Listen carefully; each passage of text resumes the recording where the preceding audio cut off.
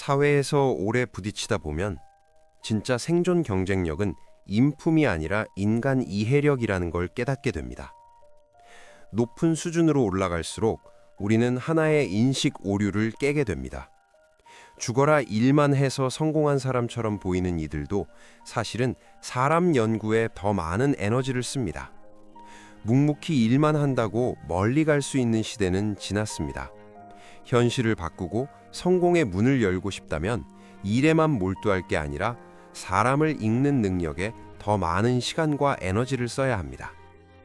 현실 사회의 생존 법칙은 단순합니다. 아래에서는 일로 경쟁하고 위에서는 사람으로 경쟁합니다. 약자는 늘 구체적인 일에 묶여 일만 하다 끝나고, 강자는 이미 인간의 본능과 욕구를 꿰뚫어 사람의 힘을 빌려 판을 엽니다. 많은 사람들이 인품을 보는 것이 사람을 연구하는 것이라고 착각합니다. 하지만 이건 일과 사람을 혼동한 겁니다. 인품은 특정 상황에서의 선택과 반응으로 판단해야 하는데 시간도 오래 걸리고 불확실성도 큽니다. 이익 앞에서는 인품도 바뀌기 때문입니다. 하지만 인간 본성은 다릅니다. 그건 모든 행동의 바탕이 되는 더 안정적이고 보편적인 법칙입니다. 인품을 연구하는 건 도덕의 확실성을 찾는 일이고, 인간 본성을 연구하는 건 이익의 패턴을 파악하는 일입니다.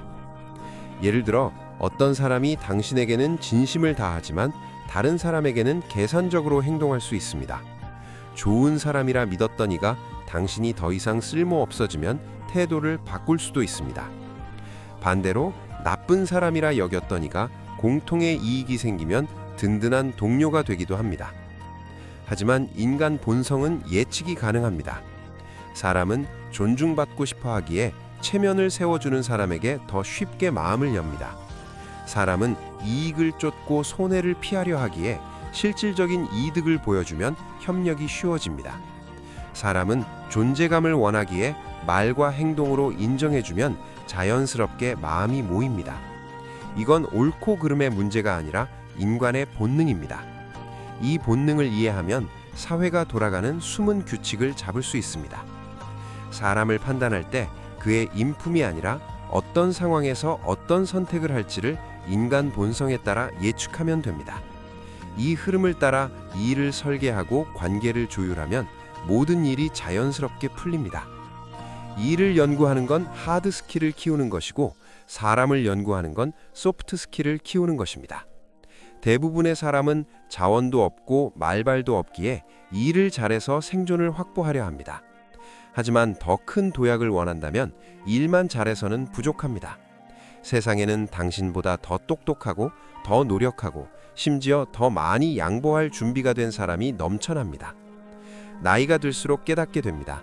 프로젝트가 성공할지 일이 잘 될지는 계획이 아니라 사람을 설득할 수 있는가에 달려 있습니다. 상사의 마음을 얻을 수 있는가? 팀원들이 자발적으로 움직이게 할 수 있는가?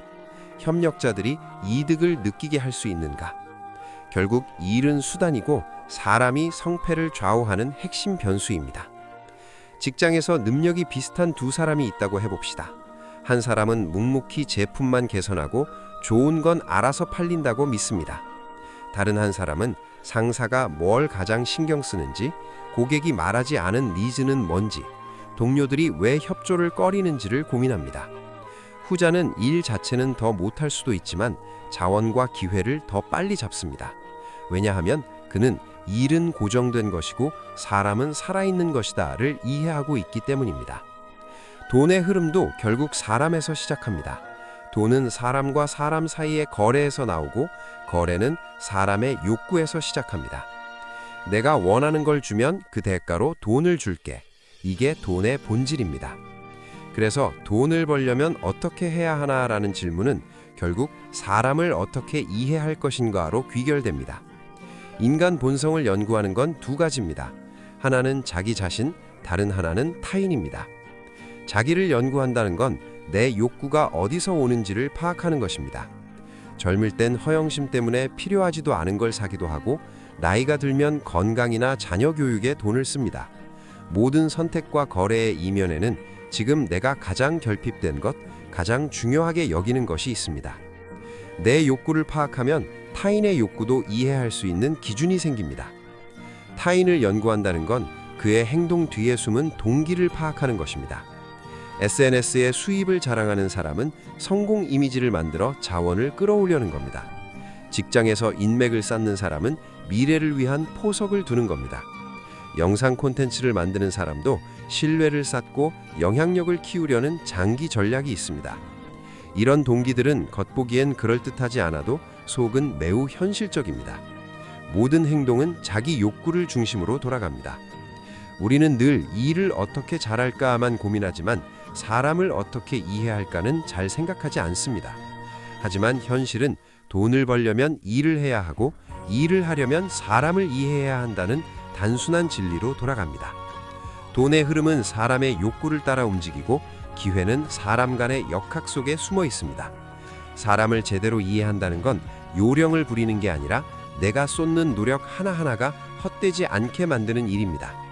묵묵히 일만 하다 길을 잘못 들어버릴 위험을 피하고 인품이라는 불확실한 기대에 모든 걸 걸지 않게 해줍니다.